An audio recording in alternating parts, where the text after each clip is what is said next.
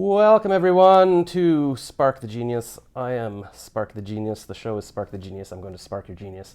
This is actually the first time I'm using that title, so we will see what my guest, Darren Frost, thinks.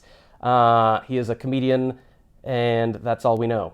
So my show used to be called Celebrity Josh. I've rebranded it this weekend, so you're my first guest under Spark the Genius. Oh, okay. Yeah, what do you think of the name? Well, I'm a virgin too, so this will be good. All right. Wait, what? No. Does the name imply that I'm a virgin? No, but the show is, using that title. It's the Oh, first time. right. That's what, yes. Okay. This is going to be a long interview. It's going to be very long. So, yes. All right. Yes. So, we're breaking it in. And so I saw Darren's show last night. He is a comedian here in Ottawa. He's doing headlining at Yuck Yucks all weekend. And it is November 12th, and it's my birthday, by the way. So Yes, happy birthday. happy birthday to me. I think in the show you said you are the same age as me, I think. I am 50, turning 51 in January. Oh, I thought you said you were 49 in the show. Well, I said 49 when it was time with the vasectomy. Oh, that's when you had the vasectomy? All right, so I just turned 49 today. So maybe this will be my year for the vasectomy. You go for it.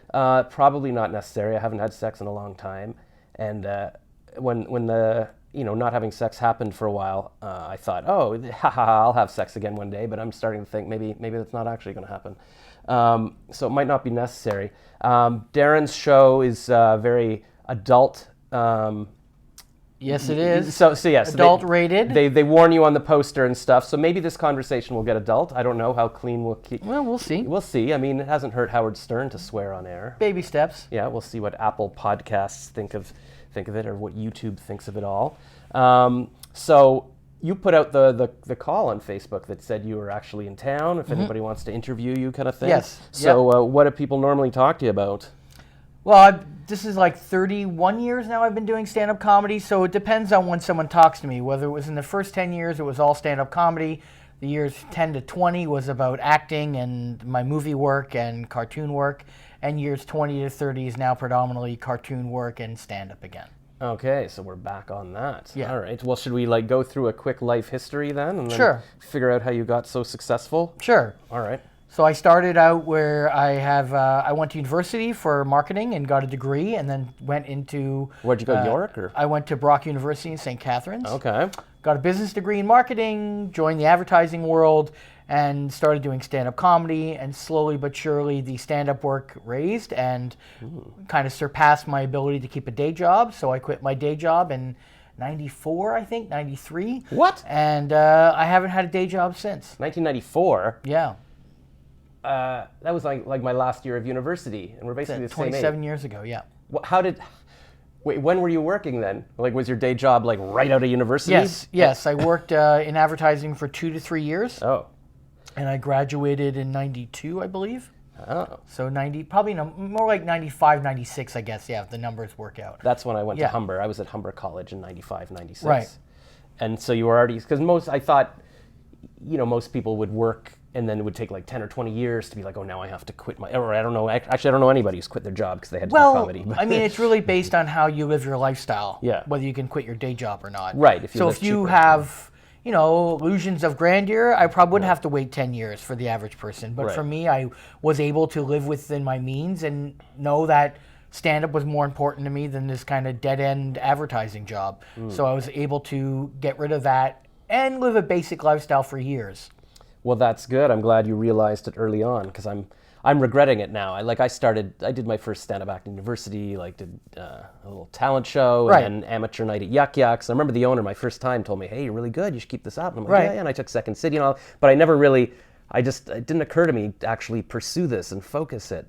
But do you know Steve Patterson? Of course I know Steve Patterson. So he was in my class at Humber, and he was doing copywriting. But, yes. And we had a little comedy troupe together, but every weekend he'd be like, oh, I'm staying home, I'm writing my comedy. And I'm like, well, we should be at the bars with us. No. And then he's done well for himself. I'm like, why did I do advertising? So. Well, the unfortunate part is that hard work does pay off, but in the beginning you have to work very hard and have little bit of, I had no social life for 10 years. Right. My social life all revolved around touring, doing sets, getting better, getting funnier. Would you think you probably enjoyed that more though? Like I look back and I'm like, I never really liked going to bars anyways. And I wish I fucked more, but yeah. Yeah, all right. The problem is like it honestly is is like for 10 years, I didn't have a real relationship. I didn't have anything else but myself to have to worry about. So that ability to then plunge into stand-up full force is easy. But if you have any kind of life or personal life, stand-up's not for you. So it's a measurement of, now I'm 51, do I wish I kind of, in my 20s, maybe found a better balance? Like, maybe not as far as you went, but maybe not as far as I went, would have probably been a smart thing. Yeah, I mean, I guess it all just comes with the wisdom of age. You look back and go, oh, right. Like at the time, you're thinking, I want to work on this. You're not looking, it's almost impossible to look back and go, no, I should be a family man, or whatever it is that you're thinking. So I guess. But it's a treadmill that you can get into, and it's easy to look back and go, I wish I coulda, shoulda, woulda. Yeah. But the reality is you only get one life, and you can't spend too much time in that lane. Yeah, and that's what I keep hearing from everyone. There's even on Facebook, like there's literally no point in looking back and going, oh, why didn't I marry that girl when I was 18? Or why did I work in advertising for 30 years? It's like, what are you going to do about it now? You got to remember, like, no matter what you did, you formed relationships with people over those years. Yeah. And it's easy for you to go, well, I'm not on TV like some of my friends are, or I'm not doing what they're doing. Yeah. But do they have the relationships that you have? They don't. And they would say the same thing. I have relationships with people that you don't have, and you shouldn't trade that for anything in the world. Like, if I didn't do what I did, I wouldn't have met my wife. Now, I got married later in life, and I have 3 kids now. If you would have said to me when I was 25 I'd be married to 3 kids, I'd say no fucking way. But I wouldn't trade that for the world. You know, do I wish I fucked more and did more stuff in my 20s? Sure, but that wouldn't have led me to here. Yeah, that's the thing. I mean, you could have had lots of sex, and then you'd be like, all right, now you'd be me. Not having sex and not having a career. Maybe. Yeah. We don't know. Huh. Yeah, it's I don't know. I don't know if anybody's completely happy like with everything they did. Like I even hear the most successful people, like I read an article with Alec Baldwin saying, oh, you know, I'm 60, I just wish I had more time. I wish I was 50 again. Right. I'm like, you're Alec Baldwin. Like, even if you're not satisfied with Alec Baldwin's probably lived the life of 3 people. Yeah. And he just doesn't realize it. Yeah, because he doesn't know. He can't compare it. No. Oh, right. Like I was listening to... if I want to compare my life to Dave Chappelle, I have not lived a life. Yeah. But if I want to compare my life to Dave Chappelle, I'm the father to 3 boys. I love my wife. Yeah. I'm still together after 20 years. Wow. And that to me is more important than whether I've done David Letterman or been in this movie or that movie. I really don't care about that. Yeah. Now it's just whatever I have to do to fund my ability to have my family be happy. That's all that matters to me. Yeah, and that's kind of what I regret, because I don't have the family. And I hear everybody like you and see people with families, and even in their Instagram bio, like Barack Obama will put dad and then president, or same thing with Justin Trudeau. It's like, oh, right. Well, 50 is not too early. Not too late, you mean? Yeah, it's not too late, sorry. Yeah, no. I don't think it's not too... To me, especially if you're a man, like, I hate possible. to be, gender-based, but you could easily find someone, still have a family, yeah, still, as long as you're healthy, you could live into your, 80s, and really, my attitude is you got to get your kids to age 18. Then after age 18, a lot of people can die, and you can kill a lot of people, it doesn't matter. I just got to get my kids to age 18. That's it. That's my contract. That doesn't mean I'm stopped being a dad at age 18, but that's my responsibility. Yeah, no, and it's true. Like, I sometimes message Dean Graciosi, who's like a Tony Robbins partner kind of thing, and he's like, hey, I didn't have this kid until I was 50. Like, he has a couple of kids from another marriage, but he met a girl who's like 35, so he did it. Even my uncle, he had like, I think 3 kids from another marriage, but and then after that he met my aunt when he was like, I don't know, like 48 or something, and she was 30. And they had 3 kids, and he's still alive at 87, and my aunt just passed away at 70. So you never know. You got to remember, the person you are at age 50 Yeah. has way more patience than the person you were at 25. Oh, I look back now, and I'm like, my God, like the So stupid would you have things been I a did. good dad at 25 with the time and ability to look after your kids like you are at 50? That's so true. When you talk to a lot of people when they have kids in their 50, they're a lot better parents because they have a little bit more patience, a lot more life experience. They don't sweat the small stuff. These are all things that you need as parents. Yeah, that's true, because I've sometimes read questions on Quora, and one young guy was like, I'm 21 or 22, and I've got this kid, and I just regret it. Like, I wish I was out partying at bars. And I'm like, no. like enjoy this now. You'll be glad in 20 years. Like, oh my God, I've got a kid. Like, you know, my 20-year-olds, you know, when I'm 40 and I still can go out and hang out and do crazy things with them. Yeah. You know, but when you're 50 or 70, that's a different ball game. Yeah. But, you know, there's always going to be a trade-off. The grass is always going to be greener on the other side. It's a cliche, but it's true. Yeah. Someone's always going to seem better off because we live in a world that's based on fucking social media and everyone looks like they're doing great and yet they're crying themselves to sleep every night. That's the thing. Yes, and that's what I have to keep telling myself. You can look at everybody's pictures and everybody's kind of miserable. So I don't know why that gives me comfort to know that everybody's miserable. Well, because then you realize that the things that you're going through isn't that odd. Yeah, that's true. You don't feel like you're missing out. It's like, no, we're all, because even everybody feels like they're missing out. Yeah, like Louis C.K. talks about how, like, when you just sort of sit there for a minute in your car and the demons come and you're like, even Louis C.K. makes $5 million in a minute kind of thing. So I don't know. When he's not jerking in front of people, but yeah. Yeah, that's the whole thing. Yeah, that's a bit of a downfall for him, but yeah. Everyone thinks that, you know, I look on social media and Ted, my friend, is doing great and all this. And then, you know, time's a great equalizer. 5 years from now, Ted's going to be divorced. He's going to be sharing his kids with his wife. He's going to be pissed off at the world and he's going to be full of regret. Yeah. So you never know from day to day what's going to happen. No, I even messaged a friend of mine from university who got married young and he's got like the 3 kids. And just like last year, I was trying to reach out to all my old friends. He's like, yeah, we're just getting a divorce. And I'm like, you getting a divorce? What? Where'd that come from? Yeah. Like, who knew? Like, it was the perfect relationship kind of thing. Right. So yeah, and then even, my old, this guy I worked with who was at Humber as well, he's got like 4 kids or something, but he's always messaging me like, hey, like he runs an ad agency, but he's like, how do I get into voice acting? I need to make more money to pay for the kids and whatever, so yeah. Yeah, because kids are not fucking cheap, man. No. They are very expensive, and my kids are great. They don't have like, dreams of being hockey stars or all the other things that take an exorbitant amount of money. Yeah. But just the basic survival and needs of children is very expensive. Yeah. And there's stress and pressure. And, I couldn't have handled it in the 20s because I never would have married my wife in my 20s. Yeah. I would have married someone that would have been in the business. And my wife is in the business. And I thank God every single day she's not in the business. Yeah, I remember my friend Phil, who was a director, and he was always telling me, like, you don't need to meet somebody like you. Like, you can meet just somebody stable that you get along with and stuff. And yeah, he was 46. He met a girl when she was 26. Right. And then they had 3 kids. And then he died of cancer at 52. But so I keep thinking, I'm almost there. But that might have been a great 6 years. Yeah. No, I'm sure they had a good time. Yeah. He moved to Calgary. He was, like, living on the farm and stuff. So right. You never know. I think it's important that you don't marry someone in your business. Yeah, like...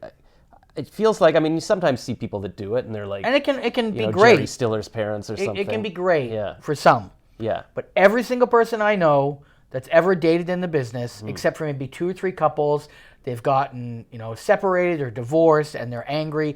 And it's because sometimes when your whole life becomes one thing, especially when you're both in the same business, there's no getting out of it. There's no separation. Like for me, as soon as I get home, we don't talk about show business. Yeah. When I'm on the road and I'm doing these things or I'm hanging out with comics, it's shop talk. I can't handle it anymore. I need that separation. I'm not Darren Frost, a comedian. I'm just Darren Frost. And I can wear many hats, and I prefer to wear many hats. I like that. So how did you meet your wife then? We met online. We were actually neighbors for 2 years, didn't even know it. And I was talking to her roommate, and she laughed at, oh my God, we used to live next door to each other, literally next door to each other. Wow. And so she's like, my roommate who lived there too, her name is Brandy, you should talk to her because it's just funny that we're all talking now. I started to talk to her, and here we are 20 years later. Wait, okay, so you met your wife online, and then you discovered talking to her. No, so what happened was, in the 90s or early thousands, I guess it would be early thousands, late 90s, early thousands, my whole life was Thursday to Sunday, I was on the road performing. Monday to Thursday, during the day, I was trying to minimize my costs and not go out living in Toronto. So I was online a lot talking to people. Yeah. So I was in a chat room with a girl, and she's like, oh, I used to live in Toronto. Like a Yahoo chat room? Yeah, like back in the day, bulletin board or whatever, old school.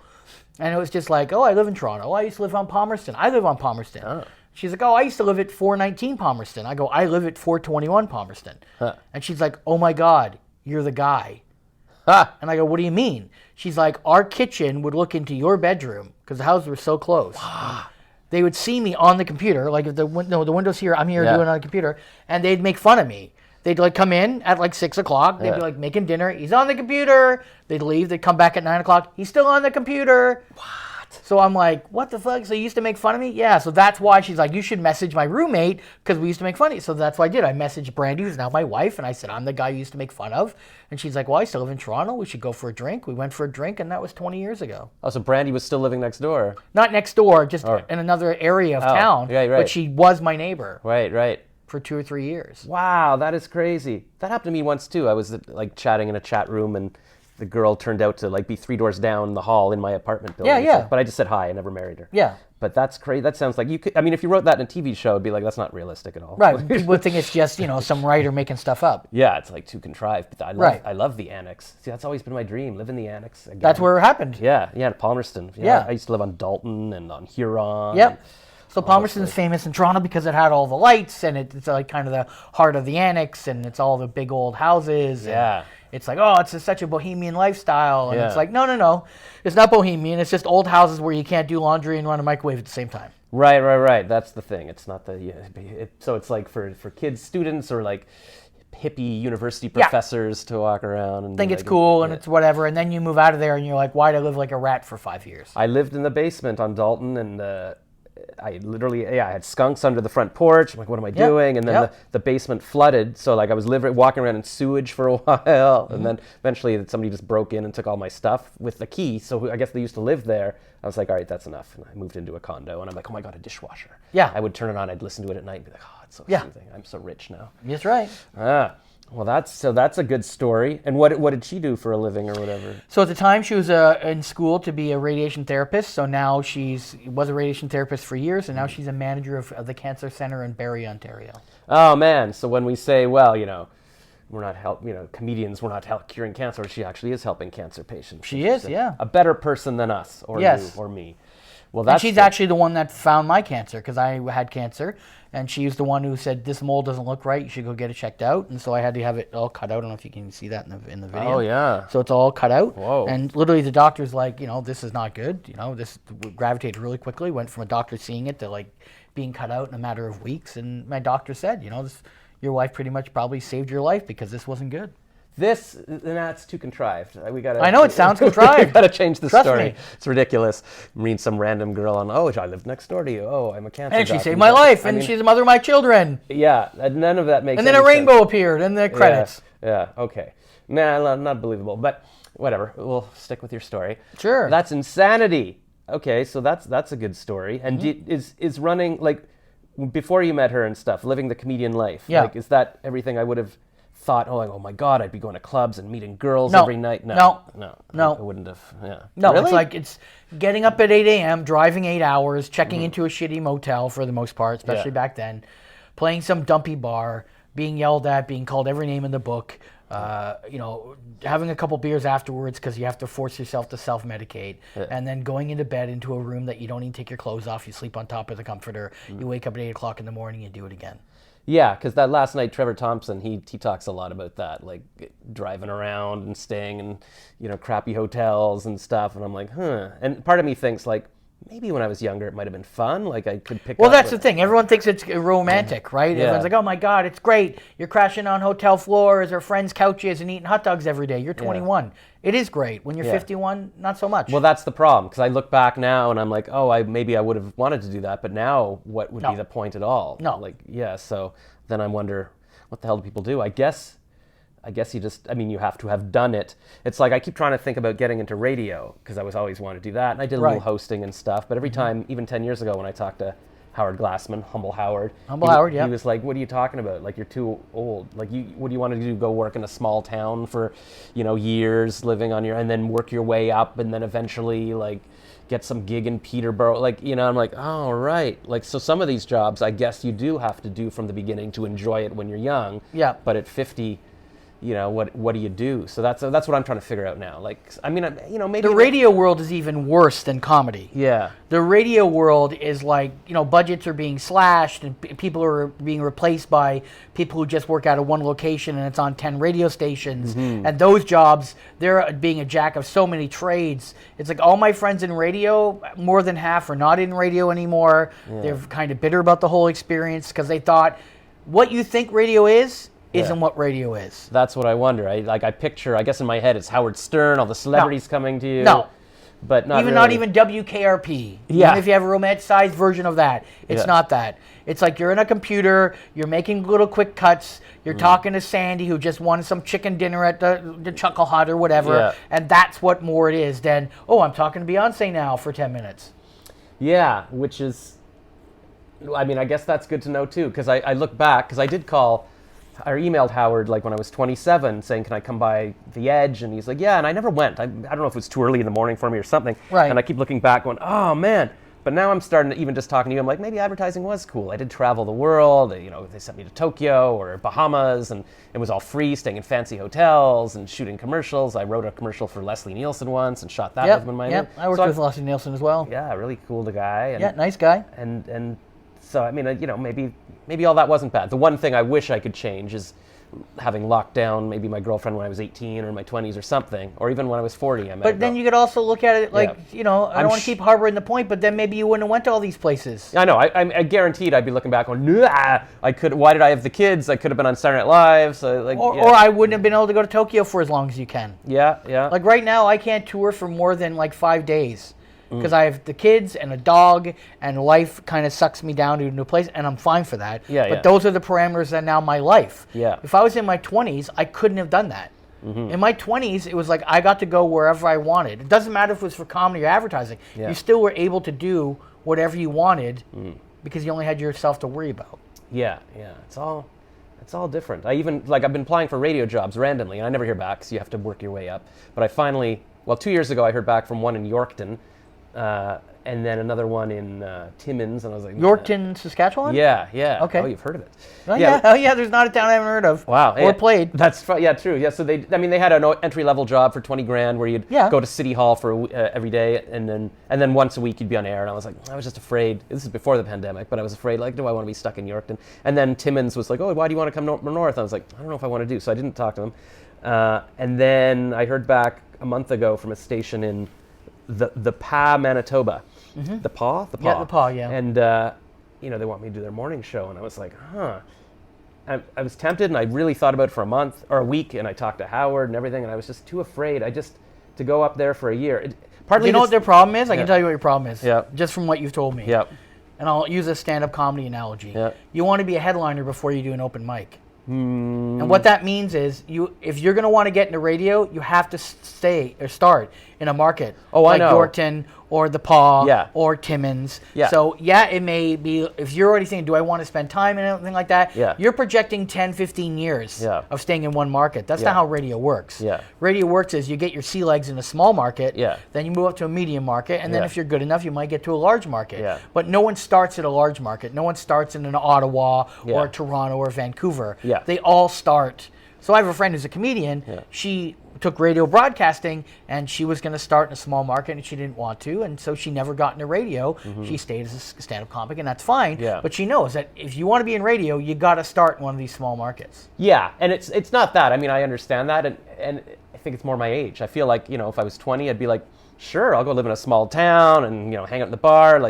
But just the thought now, when I knew, because I would have started the job right now, that okay, and they wanted me to commit for a year, and I look back, I'm like, well, they can't make me commit. But even say I do, I'm turning 50 in a year, and I'm like, and 5 days a week, so I would never be able to leave this town other than maybe drive 6 hours to Winnipeg. No, you wouldn't. So it just scared me. So I was like, it's not that I don't want to put in the work; it just made me consider my life, but.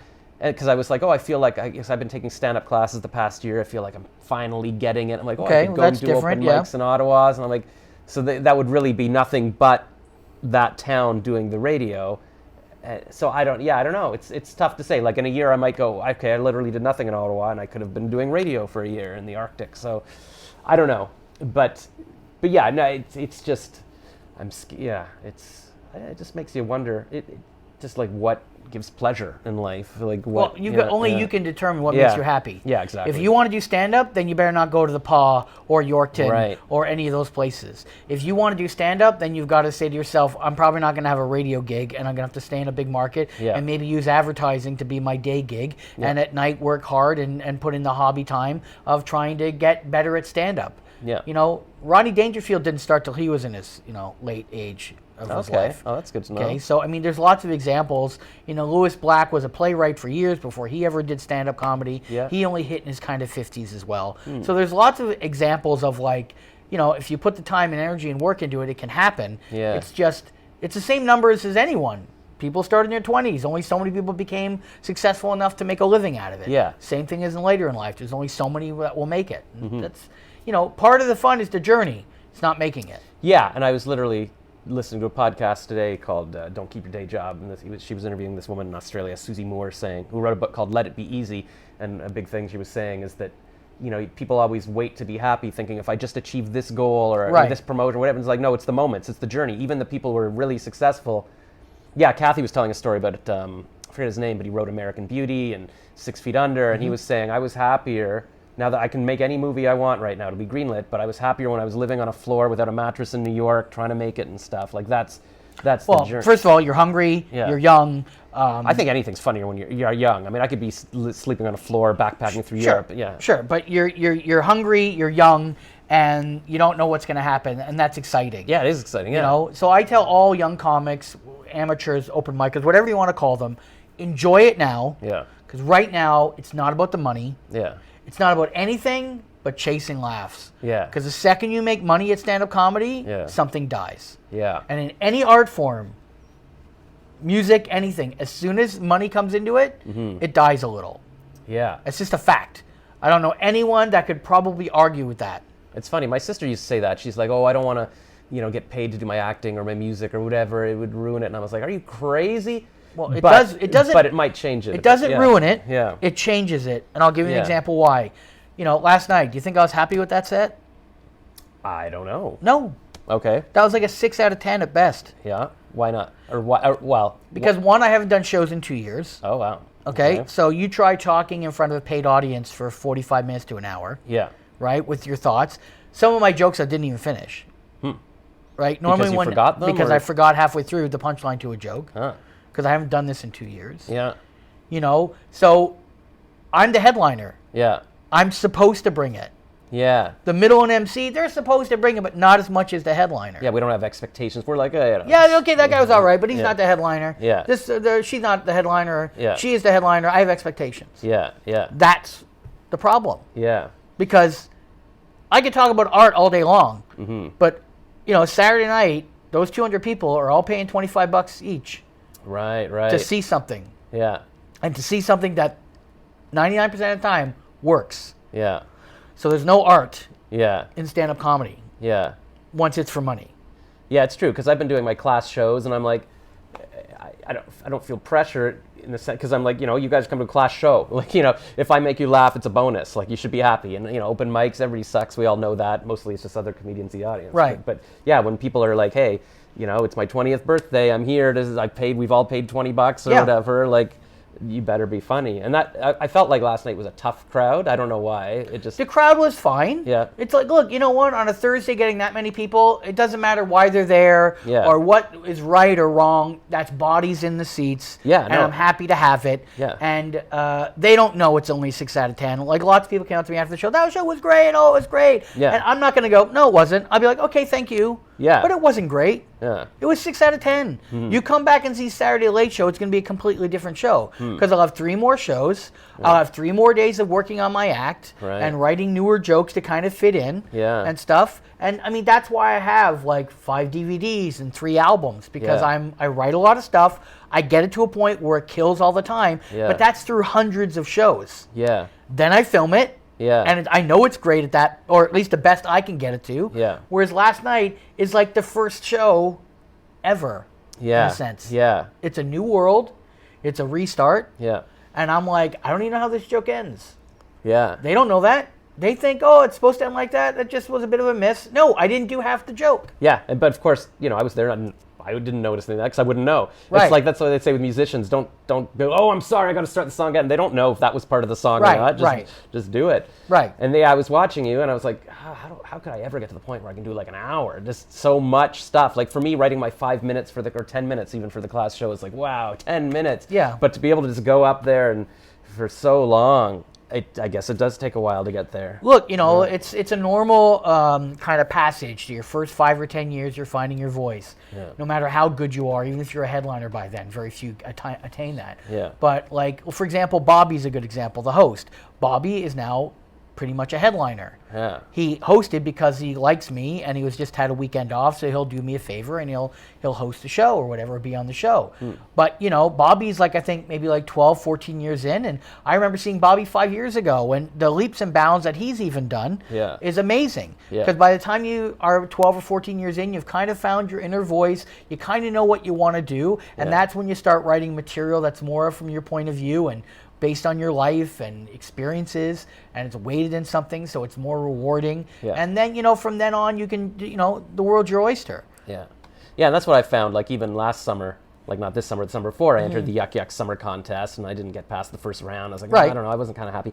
But I took some classes on Zoom over the winter, and then some at Absolute Comedy, and then entered this summer, and my night, my first round night, I came first place. I was like, oh my God, I felt like I was getting better, and then in my class show, I feel like it's getting better. I'm still only doing 10 minutes, but even just you start to think about, what do I actually want to talk about? And I think part of that comes with age too. Not that I've aged since last year, really. Right. But if you look at Louis C.K.'s early stuff, he's the same thing as any 18-year-old's going to talk about, well, this is what I saw on TV, or here's a movie I thought was funny, but you don't have the life experience to really go into it. Although there's a 17-year-old girl in my class who's doing very well. So anyway, there's an example, Louis C.K. used to talk about this quite a bit back in the day, that, his first 45 minutes was not even really him.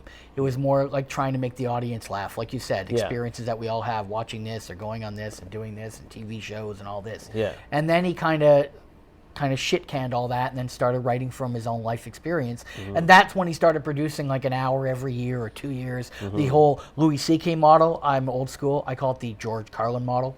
And even before that, there was the Mort Saul model. There's lots of comics that have turned over a ton of material all the time. It's just because we're in a social media world now, no one knows before Beyonce. It's all post-Beyonce, the world. Right. But, once you start writing from your life experience and you have your own voice, lots of material will come because now you're just talking about what's going on. So I have 20 new minutes. I want to do a little bit of it last night. I did a very little bit of it, but my first show back in 2 years, I'm like, I better play some hits here because I got to buy some time. Right. So hopefully by Saturday late show, I'm doing a little bit more new material. And I released a new album in February of 2020, right when the pandemic hit. Yeah. And that was it. I couldn't tour it. So normally, by now, I'd already be recording my next album in February 2022. But I've got 2 minutes of new stuff that's tried and true. Yeah, and that's...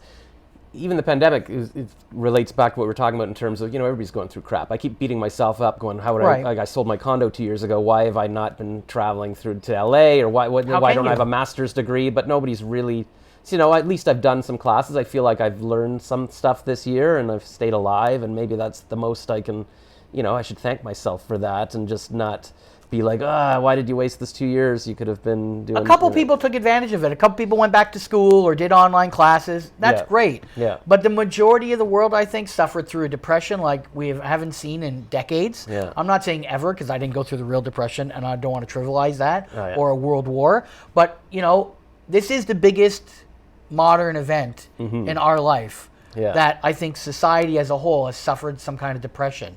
And so it's easy to go, oh, that guy got his degree, or that guy did this, and I haven't done anything. I've written 2 minutes in 2 years. Yeah. Like I said before, in 2 years, I would have written a new hour easily. Yeah. I've written 2 minutes due to life, depression, mental illness, whatever you want to call it.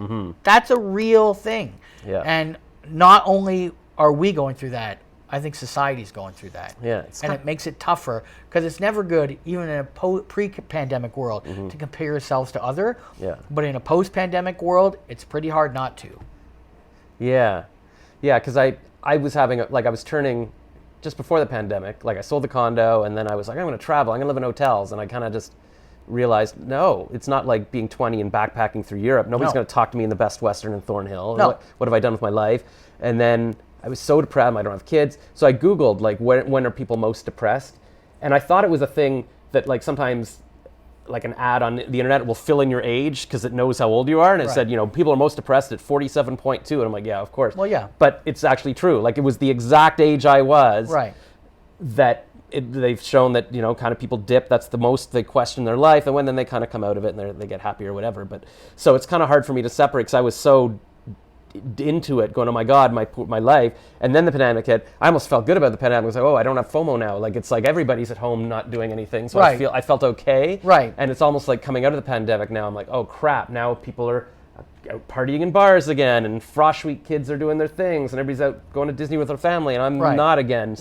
So yeah, I'm kind of having the reverse. But I think even in my comedy classes, I've met people who are like me, going, I like the pandemic because I'm afraid that it's, people are going to be doing their things again, and I'm not. Like, there was a guy in my that's going to happen. I mean, for me, when SARS hit, one of my kids had health issues, so I couldn't go on the road. So while everyone in my industry in acting and voice and even stand-up complained that SARS kind of affected everything, I couldn't work anyway. So my attitude was like, I don't give a fuck. Like, I'm stuck here anyways. I got health issues. I got to take care of them. There's nothing I can do about it. And when this pandemic hit, I just was like, well, now I'm just a full-time dad.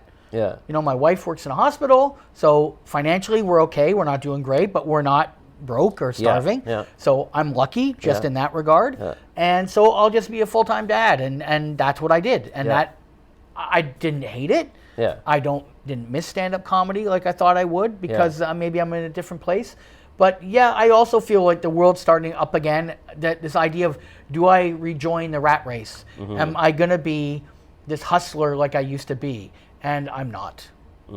I've just made amends with that.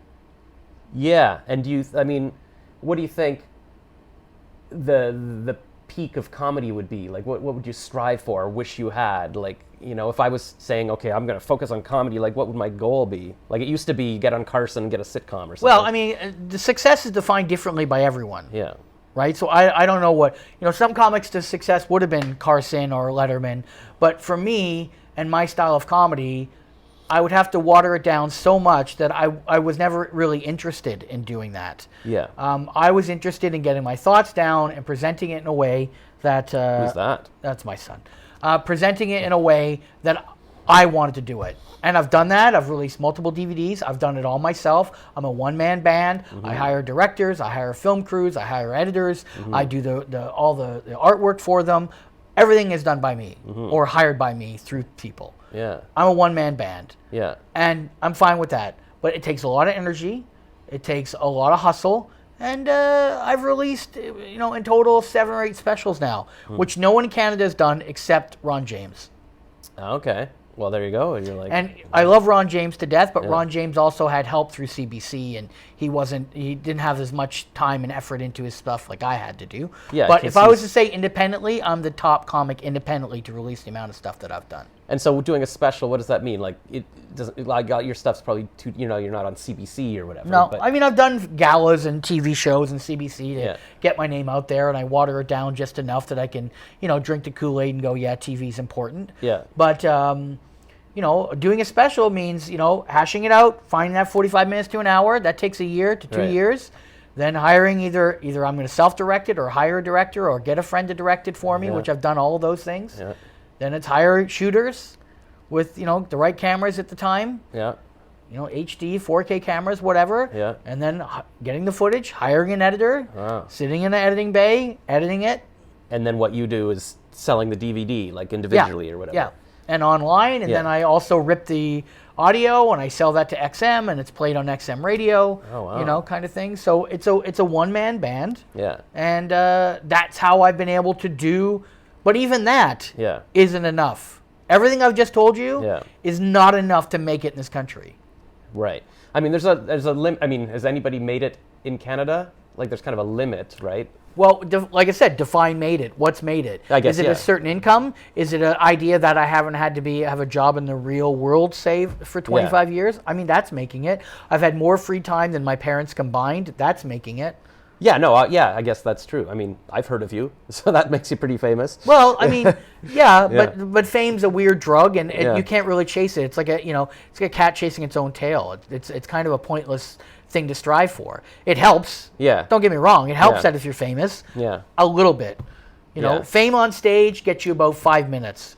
That's what they say. Like, for 5 minutes you're Jerry Seinfeld, but after that it's okay, make me laugh. Yeah. Like, make me laugh, monkey, make me laugh. That's the reality of it. That's all you're getting. And I mean, what is any of it, really, I guess? like, Tom Green he was on Letterman and all this stuff, and now he's just living in a van. I guess he's in LA, but he was back in Ottawa for a bit, just vlogging about shawarmas and stuff. Yeah, but like, I think if you talk to Tom Green, I've got a picture with Tom Green.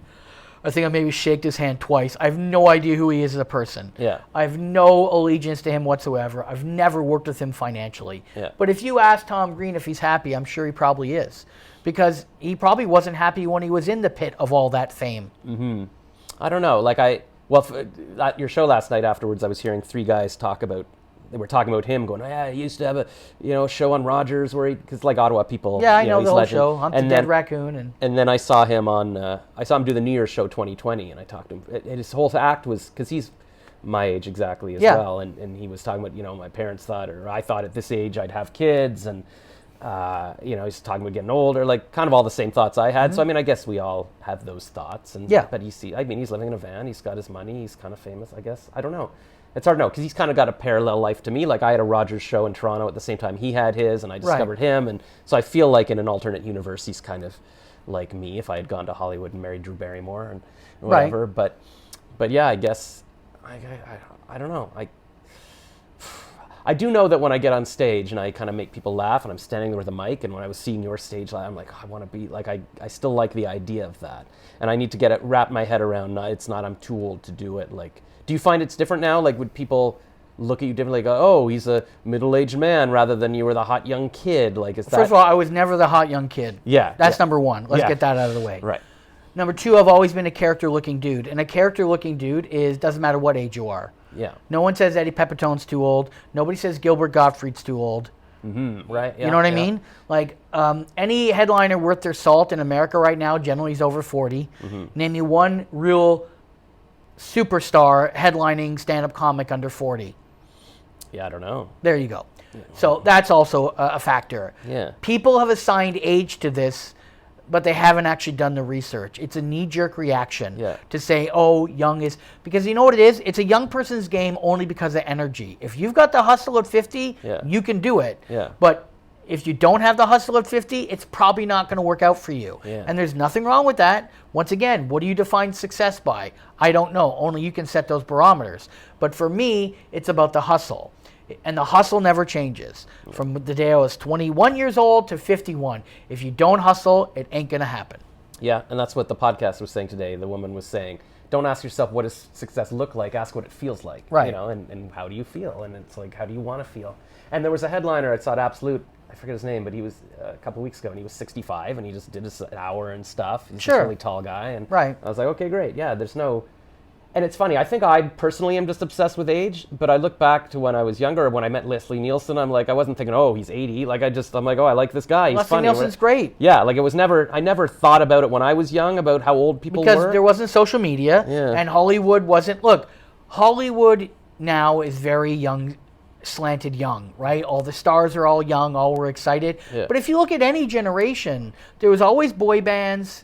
You know, in the 80s, there was fucking NSYNC and Backstreet Boys and New Kids on the Block. In the 70s, there was the Jackson 5 and the Osmonds. Yeah. There's always been kid culture. For sure. Just the problem is now kid culture is so huge and all-encompassing on social media that maybe too much attention is to that and not enough to talent and other things. In other decades, young people didn't drive entertainment as much as it is now. Yeah. So that's why you have guys like Martin Scorsese saying, oh, Marvel's bad. It's because, you know what? In the Marvel world, young and old people can watch those movies. You know what? The average 17-year-old's not going to watch The Irishman. Right, exactly. Like, the joke is that, the old people will go and watch the whatever Marigold Hotel or whatever, because it's about old people and stuff. Right. I'll probably get to that point, and I realize, I do like watching... Like, it never occurred to me before to think about how old someone was. I liked watching Liam Neeson kick butt. But the older I get, I'm like, I want to see people my age kick butt, because I think, then I can kick butt too. Right. I keep saying, hey, Tom Cruise is, almost 60, good. I can be doing stuff as well. So, everybody can be inspirational, and I don't know what my point is. But yeah, you're right, because, like when my sister had all her New Kids on the Block magazines, that was the one thing. You had Teen Beat magazine, but it wasn't everywhere, and the internet is so focused. Yes. I guess because young people are more on thing, but also it's like the nature of, who's going to sit there scrolling through Instagram and TikTok. Maybe grown-ups not as much. because maybe kids are growing up with it, but also growing But it's up all with other things marketing. to do. Yeah. Marketing's always been tinged towards the young. Yeah, young people are sexy and like, Yes, it's and everybody likes it sells looking at maxi beautiful- pads and Yeah. it sells drinking boxes. Don't ever forget, that's what makes the world go round, the dollar. Yeah. And the dollar is marketing. And marketing is easy to market to kids because they're young, dumb, and full of cum. And it's an easier sell than trying to convince a 70-year-old, 50-year-old, 40-year-old person to do something that's set in their ways. And I was a copywriter for, 30 years. I know it's always like, put in the young mom, like we're selling, that's our target. Look, for 10 years, if you had a Scottish accent, you'd fucking do 100 commercials a year. Yeah. It was terrible. It was fucking hack, but they did it because they knew that got people laughing in their car on their way to work, and I can sell them a maxi pad that way. It's just the reality of it. I did a Scottish accent. Did you ever see me as the little mini man for Nutri-Grain bars? Yes, I was yes. like, they're not. I'm not sure why they call them mini, because they're huge. And that was just my Scottish accent, because I thought it was funny. It is funny, actually. And I just noticed in the trailer of Uncharted, what's his name? Tom Holland. Like there's this big Scottish guy that says, "Oh, I'm gonna beat you up" or whatever, and Tom's like, "What?" Because he doesn't understand his accent. And I was just thinking about yesterday how you couldn't do that with any other accent, like if it was a Chinese accent or Indian, but he's white, so you can sort of do the funny stuff. It's the last funny accent you can do. Yeah, that you can make fun of. Yeah. It's like I used to rant for years. Like if I go anywhere in Canada, if I make fun of Quebec, they fucking love it. Yeah, yeah. Because making fun of the French is still one of the last things in Canada that everyone can get behind. It's okay. They're white and they're they're French and they're obnoxious and whatever cliche you want. But you go to Quebec and they fucking support their own arts. Yeah. And I wish every day that my parents fucked in Quebec. Yeah, people are telling me that. Who was I talking to? There were some people in my stand-up class who are French, and now they're trying to break into Canada. But they say in Quebec. There's such a rock, like if you're even middling, like you can get an agent within a year and a manager and you're a rock star and everybody loves you. Yeah. Fuck English. Yeah. I've told every young comic I've met that can speak French, I've only given them one piece of advice. Mm-hmm. Just keep doing French. Yeah. You want to do English, that's fine. Yeah. But don't ever take away from the focus of you doing French. Yeah. Because you still have a public that supports you and wants to hear from you. Yeah. Whereas if you try to go to English, it's all watered down, and you're competing with 1,000 other people, and it won't be unique. I guess maybe a unique perspective being French, but it's just in Quebec they support their own. It's like Aboriginal humor now is fucking all the rage, and good because for years they've been supporting their own, and vote with your dollar, and if you can make money from it. Fucking go nuts. Yeah, Janelle. Do you know Janelle? Yeah, of course. Yeah, so she came out to see the show, my teacher in my show, Pierre Bro, last weekend, and then she was telling me all about how she was just in. I was like, "How do you get discovered?" She said, "Well, I don't mean to brag, but I was just doing the show in a Nuktatuk or something, like a festival. They've got some." No, Iqaluit and none of it. Yeah. Yeah, and then she's like, "CBC was there. Now I'm going to be on some show," and she produces her own show, like called Got Land or whatever, and all that's like great. Good. Yeah, exactly. If you can. Do you know how long that? I mean, I haven't read it yet. But there's a great book about the history of Aboriginal comedy that came out from the guy who did the famous book called The Comedians. And it's supposed to be a great book. I haven't read it yet. I've read his first book, The Comedians, which is outstanding. But there's been a long history of those people supporting their own, and humor has been a big part of their culture. Mm-hmm. That it's great now that they can vote with their dollar and be played at, whether it's in Ottawa Yucks or up in Nunavut, wherever it is, and their own humor. Yeah. And support their own. Because they've been doing that for decades. Yeah. For decades. And I wish fucking I had that kind of support. Yeah. But, of course their argument would be like, you're white, you got tons of support, which I understand.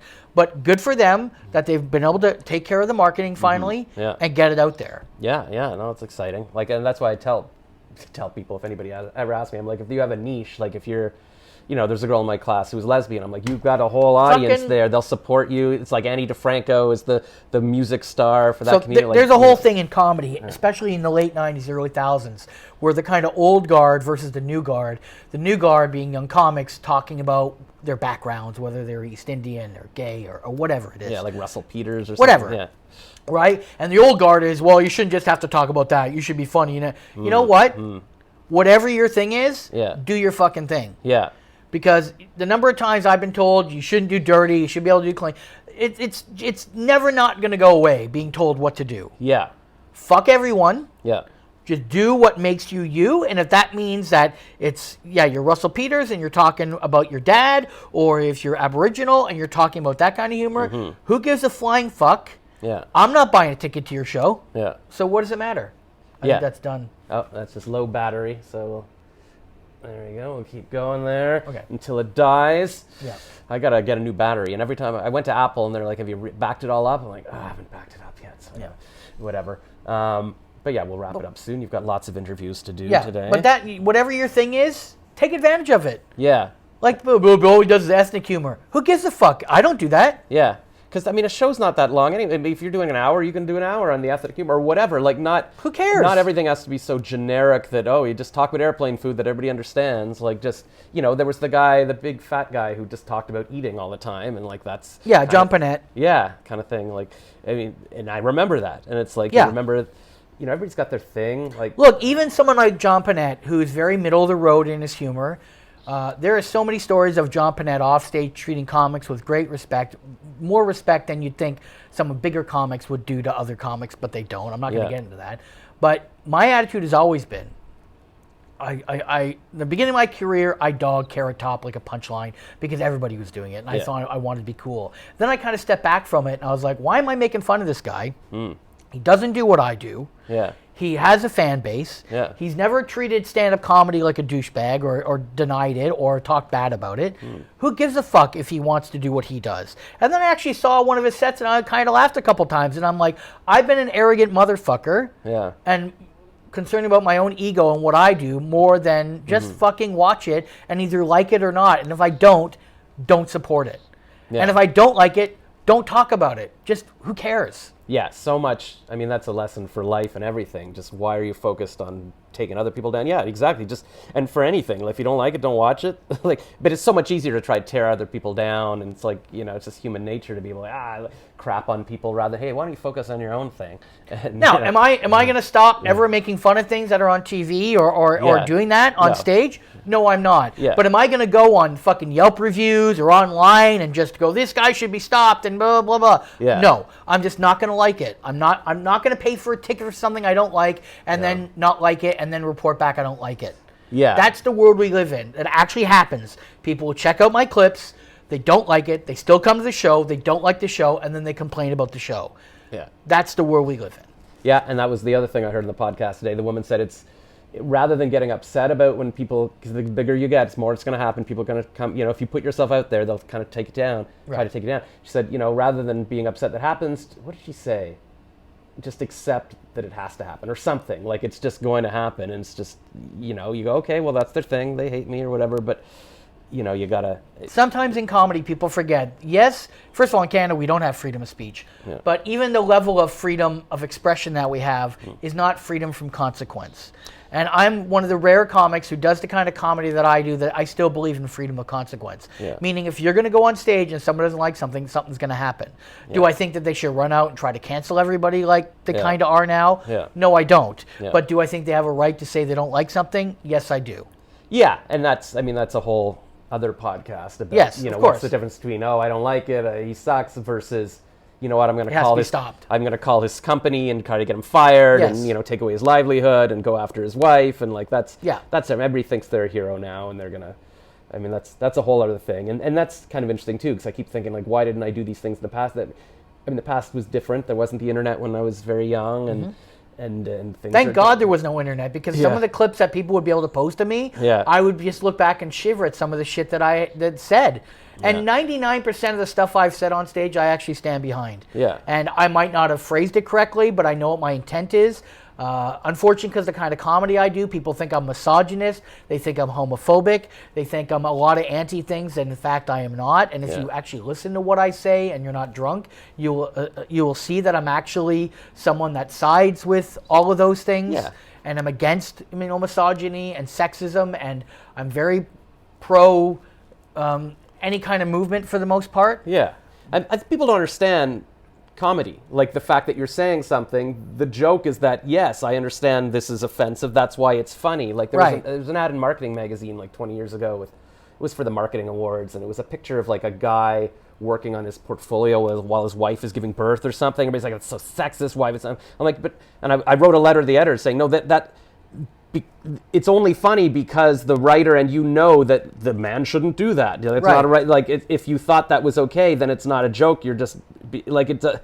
So I was trying to explain humor to people, but they, most people don't get it, or they just look at it face value. He said this thing. I'm not looking at the sarcasm or the context, and just going to try to attack them because most people aren't putting themselves out there and creating things. It's much easier to be just a warrior online and just look for things to attack and I guess, it happens to the best of us, like even, what's his face?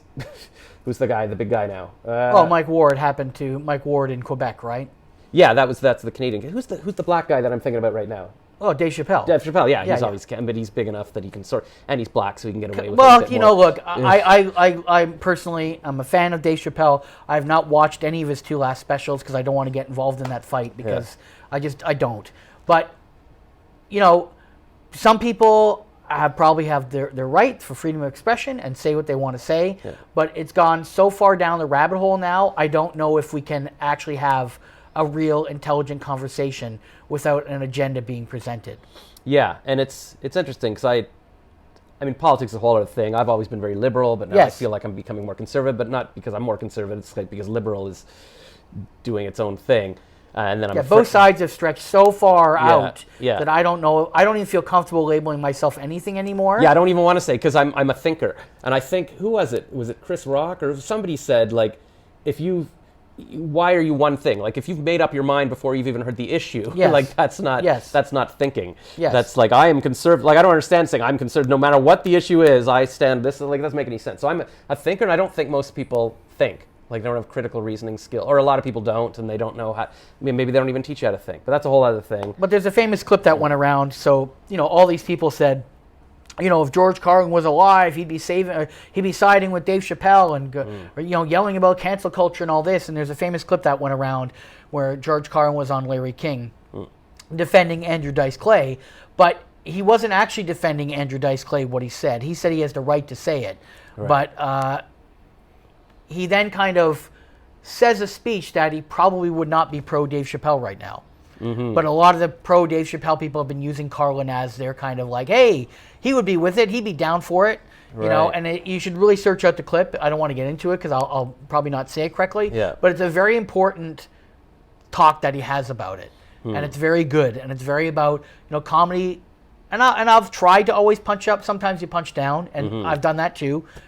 Not saying I'm proud of it, but I have done it. Sometimes you miss the mark. That's the other problem with comedy. You can't always have home runs. Mm-hmm.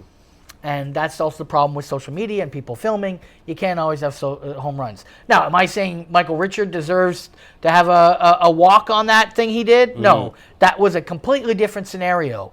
But a comic that kind of fumbles through something and doesn't have the best speech on it, and then the next day goes, I meant to say it like this, intent needs to be taken into consideration. And a lot of times intent isn't. Yeah, I mean, it's really, it's comedy's a whole other thing. And I was reading recently that, when they start coming after comedians, I don't know, that's kind of the end of the line for society kind of thing. And then I've heard it all. It's the last place for freedom of speech. And even in terms of punching up and down, I was watching a conservative podcast talking about, Dave Chappelle's punching down, but it's like, no, I mean, the other view is that the LGBT or the trans community has a lot of power, especially outsized for their numbers, and so he's in a way punching up because they're trying to destroy his career. So a lot of it comes from just your perspective kind of thing in terms of but there could also be an argument of, Dave, you got into trouble last time, why even talk about that now? And then there's the argument he should be able to talk about whatever he wants and whatever affects him. Yeah. And so he should be. So there's lots of arguments and counter arguments and there's lots of, things to be said there. But, there's another famous clip of Patrice O'Neill on Fox talking about intent. And it's also something that is important that comics or comedy fans search out and check out because intent is everything. Mm-hmm. And if you told me that you meant to say this and this is what your intent was, if I'm a comic and you're a comic, I have to believe you. Yeah. And there has to be this sense of that's what they meant to say. They weren't meant to be hurtful. They meant to say this. And if they fuck up, they should be and apologize. Sometimes that's enough. Yeah. And I guess the big problem these days is people see words as violence. So like, you can argue that if you really believe that if somebody makes a joke about something, it's going to lead to the Holocaust, then you believe you're justified in destroying anybody who makes a joke, so in their own head. I understand the thought pattern. I don't agree with it, or I don't do it myself, but I understand how A to B to C to D works. I'm not stupid. They're not stupid. They know, a lot of this could be dealt with if people just kind of cut down the anger. And I don't mean to say that they shouldn't be angry. They have real reason to be angry. These marginalized groups have real reason to be angry. But I don't think, and it's hypocritical because I'm an anger-based comic, but a lot of stuff doesn't get done when it's all based in anger. Yeah. So, I mean, it's a whole other discussion about what problems really exist in society right now, and a lot of it's very much like religion, I think. If you believe something exists, like everything is racist or something, then that's what you believe, and you see everything through that lens. Right. And it doesn't matter what actual statistics are, and then if you're trying to impute intent in people, like you try to tell someone that's black or Aboriginal that racism doesn't exist because you have a scientific thing to show that it doesn't exist as much as they think it does. Yeah. Good luck with that. Yeah, exactly. Even my friend from Africa, we get in an argument all the time, and he's like, it becomes a whole thing. But it's funny because I don't remember ever thinking about this stuff when I was younger. But of course, that comes back to your white privilege. But it never occurred to me. Like I had black friends. Like I didn't think. Of course. I don't know if we talked about it all the time, and now it's nothing but that. It's interesting, but I try to just not even discuss it because I don't want to get banned off YouTube, and I don't want to. Hey, I never met anyone that I knew about that was Jewish until I moved to Toronto. But obviously, I knew people that were Jewish. Right. They were around me when I was growing up. Yeah. It just never came up. Yeah. I just assumed religion wasn't a big thing for me. Yeah. So, and even growing up. So I never came into discussion. But then once I moved to Toronto, one of my really good friends was Jewish, and I got educated a bit, and it's like, okay, this is good. This is why I moved to a big city. It's like my argument yesterday about a guy saying, you live in Toronto, a lot of blacks and gays there. And I'm like, yeah, that's why I live there. I want to be a better person. I want to learn. If I just stayed in my small town, white town, all I'd learn is that. So then these big world issues that come up, I'd only have that reference. Yeah. Right? And that's not a reference you should have. I'm not saying it's wrong that people stay in these towns, but for me, it was wrong. I wanted to learn and to have a bit of a life experience. Yeah. And also that parlay into my stand-up and my outlook on life. But I think it's important that you kind of expand your horizons. Yeah. Whereas I find today, I don't know if people expand enough of their horizons. There's a lot of team playing and a lot of closure and side playing, and I don't know if that's good for society. I don't know. Yeah, I think if you spend so much time online in your echo chamber and you only talk to fellow liberals or conservatives and you all confirm each other and everybody else is the enemy. And that's why I think I'm in a unique position because I was always very liberal. Well, again, I guess things have changed, but I feel like I can see both sides, almost anything. I can see where people are coming from. I don't automatically assume conservatives are evil. I can see both sides of abortion, like whether you agree or not. I can see the argument. I don't just see that everybody's evil. Like even I was trained by Al Gore to talk about climate change, and, and even that big conference was all oil companies are trying to destroy us all, and now I'm like, well, maybe they aren't. Maybe they aren't evil. They're just doing business, and we do need power, and so like. Yeah, I wish we could all just sort of say, okay, let's just stop assuming that everybody has ill intent. I mean, some people do. But assume that most people are kind of decent people, which I honestly believe. I think they are. I think they are one-on-one. I think most people try to be good humans. Yeah. Most. Yeah. There's some that don't. I keep remembering the jerks I know that are awful people. And I mean, I have a good friend in comedy that 90% of what he says online I hate and I cringe. Yeah. But this guy did me a real solid young in my career, kind of helped me out immensely. Yeah. And it's hard for me to now go, I shouldn't talk to this person because I don't agree with 90% of what they say. Yeah. When if he didn't do what he did for me, I would have been in a lot of trouble. Yeah. And so it's hard for me to disassociate from that person. I don't agree with anything he says. Yeah. I'm very vocal and very anti what he says, like whenever I can, and we disagree with a lot of things, but I still resort back to that is the person that helped me out once. And it's hard for me to go, you know what? Yeah, you helped me out once, but you're doing this. Yeah. And unless you're really doing a lot of damage, then I would, you know. Yeah. But if you're just saying things that it's like just to get people upset and stuff and argue, it's hard for me to go, I can't be your friend anymore. Yeah, it's funny because, before the internet, you wouldn't know what your friend thought about Trump or any, the stuff.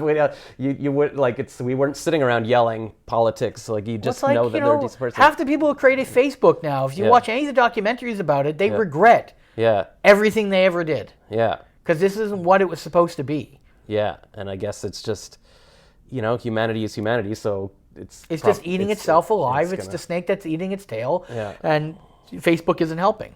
Yeah, so we'll see. But that was a whole other discussion too. That Ben Shapiro was just on Joe Rogan talking about AI and what and he was saying like it's going to be crazy. Like if they're literally creating this world that the company owns that affects how you see people. But for young people, it's not that different because they've been used to just growing up and looking at a tablet. And even for the pandemic, they were like, well, I'm always online. Like, what's the difference? They're not used to talking to people in person and what'll happen. And that's a whole thing. But that's why I'm glad that we still get on stage and do comedy and like getting in front of people. Like, it's not the same doing open mics on Zoom. It's just, no, it's not the same as just being. I did 0 shows on Zoom. Yeah. I did 1 show that eventually got canceled that I was going to do a drive-in. And the only reason I said yes to it is because then I could scream about it for years to come in my act on how it's wrong and it's stupid. Right, but right. I didn't feel like I'd do that unless I at least tried to do one. I think comedy in those environments, hey, there's lots of comics who do a good job and they can do it. Yeah. And that's great. It's just not for me. Yeah. It's not for me. Yeah, yeah. No, it's especially you're when you're talking to the guy and stuff, you Sure. need that intimacy kind of Right. thing. Even when I was just doing my like class shows behind the glass, I was like, I felt so disconnected with, it's such a different thing just being like, hey, how's it going? Now, I might be wrong, but every Zoom show I've seen is very kind of, I don't want to say 80s because then it sounds negative, but it's very one way and it's Yeah. very kind of animated. Yeah. And it's, it's a presentation. Yeah. And that's fine. Yeah. But for me, even last night, I may not have been great or happy with that show. There were still highs and lows and quiet and loud. And I just don't think the Zoom is able to do that. No, it's a different medium. Like the Yeah. teachers kept saying, because you have to pause for a few seconds because there's Yes. the delay, and if you can't talk over people, and it's very different rhythm, and you can see people's faces and address them, but just the delay is very different than being able to just react or make a little face and and then the laughter builds among, and that's the difference between watching like a show on TV and being in an audience because you're all laughing together, and you can't really do that on Zoom because Yeah. once you start laughing, now you can't even hear what the comedy says. But I'm also lucky that I do cartoon voices. So during the pandemic, I just, I created a studio in my home in a closet, and I could just walk in a closet and make my money. Yeah. These other comics are forced to do Zoom, had no other resources. So Right, I understand right. why So they it is had a to business. change. Yeah, oh, yeah. And Bob, and if I didn't have to do it, I'm lucky, Yeah. and I know I'm lucky, so it's Yeah. easy for me to say I don't do them. Well, Yeah. you know what? If I was broke and I had no money, I would have Yeah. to do them, and Yeah. maybe I'd sing a different tune. But because I didn't need to do it, and I'm not saying I was making a lot of money in cartoons. I Yeah. made enough. Yeah. I worked it out. I made about the same amount as Serb. I never collected Serb. Oh, cool. So I made about that much. Yeah. Which was enough for me to go, I don't need to do these Zoom shows. Yeah. I'm trying to put myself in situations now with this age of where I can win, not win. You mean the age you are, or the age of the internet? Or Both. Yeah. I don't want to put myself in situations where I might fail. Yeah. I don't want to put myself in situations where I'm going to feel bad about myself, mental illness-wise, afterwards. Yeah. I don't want to put myself in any situation I'm probably going to beat myself up over for weeks to come. Mm-hmm. I'm not going to fight bookers now who don't want to have me. Yeah. I'm not going to fight venues to try to book me if they don't want to book me. Yeah. I'm just going to invest my time in places that want to have me in my style of comedy, and that's it. And if they don't, then I'll find some other way to find my income. Yeah, that makes sense. Rather than pushing and fighting, it's like to deal with Fight it for what? Find your for people. Yeah. 3 shitty towns in an okay. Yeah. 3 shitty shows in an okay town. Yeah. Where I'm away from my kids and wife, and I Yeah. might make a couple $100 at the end of the weekend after Yeah. my expenses. Yeah. It's not worth it. Yeah. That comes with age, wisdom, Yes. and stuff. Knowing where do I want to focus my time, and Right. Yeah. Well, that's very cool. And so depending on when I get this up, come see him at in Ottawa at Yuck Yucks. And you live in Toronto now?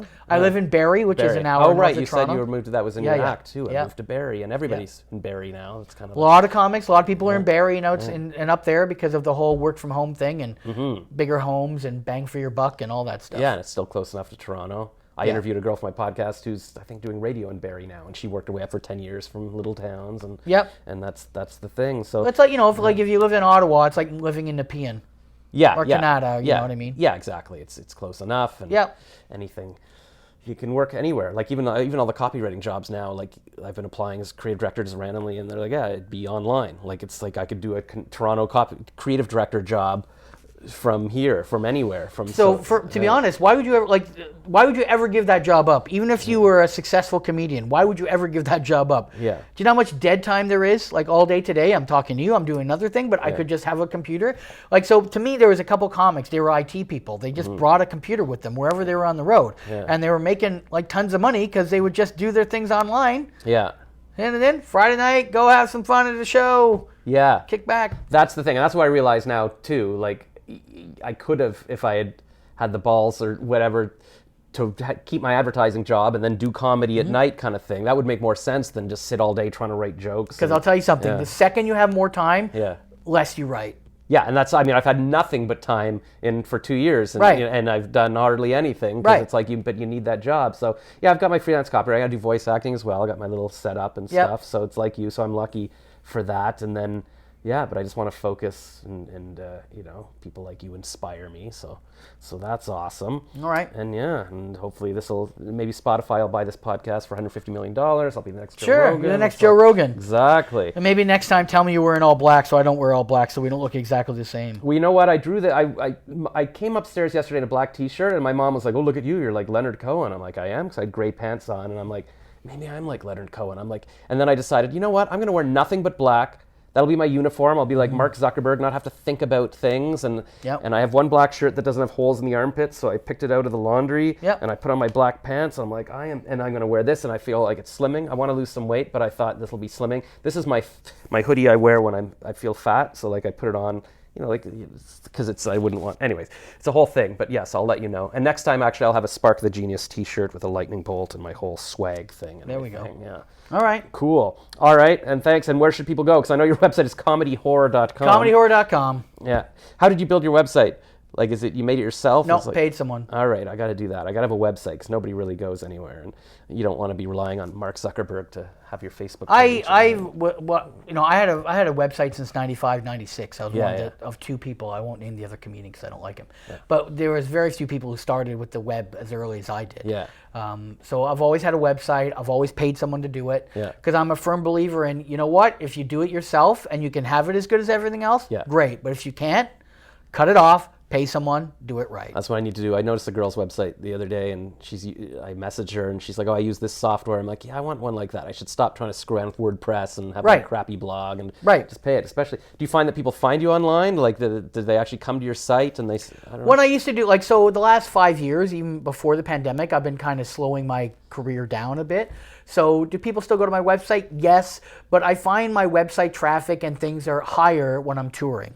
Right, they'll look you up. They'll look me up. They'll come see a show. They'll be like, I didn't know this guy existed, and they'll look me up. That's good. And I mean, you need a place where you can just at least direct people and say, go check out my thing and all that. Dane Cook was big on that. He was the early adopter. I remember before YouTube and all that. Oh yeah, the whole MySpace stuff. Yeah, MySpace, Friendster. Yeah, MySpace was good. So yeah, comedyhorror.com. That's where all right, can find check it out. And also the social medias, you're at Comedy Horror. Yes, my Twitter handle and Instagram is at Comedy Horror. All right. Well, there you go. Thank you so much, Darren. And next time you're on, I'll have a sponsor. I'll be like, oh, and this is brought to you by, but it's not brought to you by anything right now. All right. All right. Bye.